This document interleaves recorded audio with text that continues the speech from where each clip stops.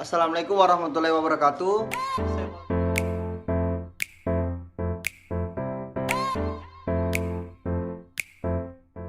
Saya di sini akan membacakan jurnal pencemaran tanah dan air tanah oleh pestisida dan cara menanggulanginya.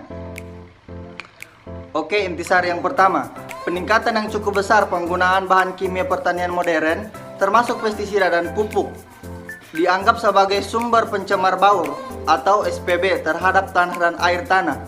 Pencemar tanah yang umum dijumpai di lingkungan akibat kegiatan pertanian modern adalah nitrogen, logam berat, dan senyawa organik yang berasosiasi dengan pestisida. Kejumpaan dan kemelimpahan bahan kimia pencemar di dalam tanah sangat dipengaruhi oleh sifat kimia bahan pencemar dan sifat fisik, kimia, dan biologi tanah. Memahami bermacam-macam proses dan mekanisme interaksi antara bahan pencemar dan komponen tanah akan memudahkan usaha remediasi apabila tanah atau air tanah tercemar oleh bahan-bahan yang berasal dari kegiatan pertanian modern maupun kegiatan masyarakat modern lainnya. Oke, selanjutnya, sifat kimia gugus fungsional.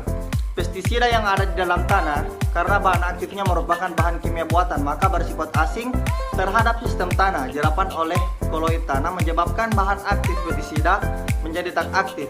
Tetapi fenomena yang terjadi bersifat tak balik atau irreversible.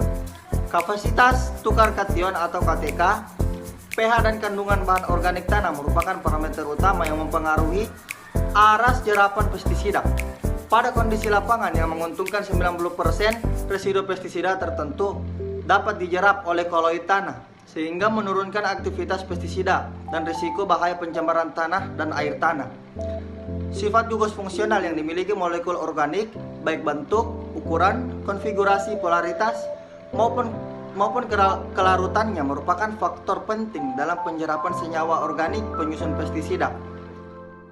Oke, selanjutnya, sifat kimia gugus fungsional. Pestisida yang ada di dalam tanah karena bahan aktifnya merupakan bahan kimia buatan, maka bersifat asing terhadap sistem tanah. Jerapan oleh koloid tanah menyebabkan bahan aktif pestisida menjadi tak aktif. Tetapi fenomena yang terjadi bersifat tak balik atau irreversible. Kapasitas tukar kation atau KTK, pH dan kandungan bahan organik tanah merupakan parameter utama yang mempengaruhi aras jerapan pestisida. Pada kondisi lapangan yang menguntungkan 90%, residu pestisida tertentu dapat dijerap oleh koloid tanah sehingga menurunkan aktivitas pestisida dan risiko bahaya pencemaran tanah dan air tanah. Sifat gugus fungsional yang dimiliki molekul organik, baik bentuk, ukuran, konfigurasi, polaritas, maupun kelarutannya merupakan faktor penting dalam penyerapan senyawa organik penyusun pestisida. Metode yang diterapkan berkisar antara penggunaan mikroorganisme asli sampai penggunaan kultur mikroorganisme untuk meningkatkan kemampuan mikroorganisme mendegradasi bermacam-macam pestisida dari tanah yang terkontaminasi berat. Maka sangat diperlukan adanya penambahan unsur hara. Kemungkinan dapat juga terjadi beberapa jenis pestisida tidak terdegradasi meskipun sudah dilakukan penambahan bahan stimulan. Penelitian dengan memanfaatkan kultur mikroorganisme menunjukkan bahwa dalam pihak praktek penggunaan mikroorganisme, pendegradasi pestisida terjadi pada kondisi selanjutnya. Bioremediasi akibat pencemaran pestisida. Bioremediasi merupakan teknologi yang efektif dan murah untuk memperbaiki tanah yang tercemar pestisida.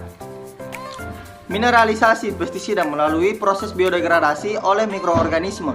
Selanjutnya melandasi perkembangan teknik bioremediasi menggunakan mikroorganisme atau enzim yang dihasilkan untuk mendegradasi bahan pencemar. Kebanyakan jenis pestisida di dalam tanah mengalami alih rupa atau transformation secara biologis dan dalam beberapa kasus mengalami mineralisasi sempurna. Enzim yang terbentuk akan mengubah hidrogen peroksida menjadi hidrogen radikal yang menyerang lignin, memecah menjadi komponen lebih kecil yang selanjutnya mempercepat proses dekomposisi bahan kaya lignin. Seperti telah dibuktikan dalam beberapa penelitian menggunakan kultur penghasil lignin peroksida ternyata dapat mendegradasi pestisida termasuk DDT, metosiklor, lindan, klordan, dieldrin 2,4,5 T dan PCP. Oke, sekian dari saya. Wassalamualaikum warahmatullahi wabarakatuh.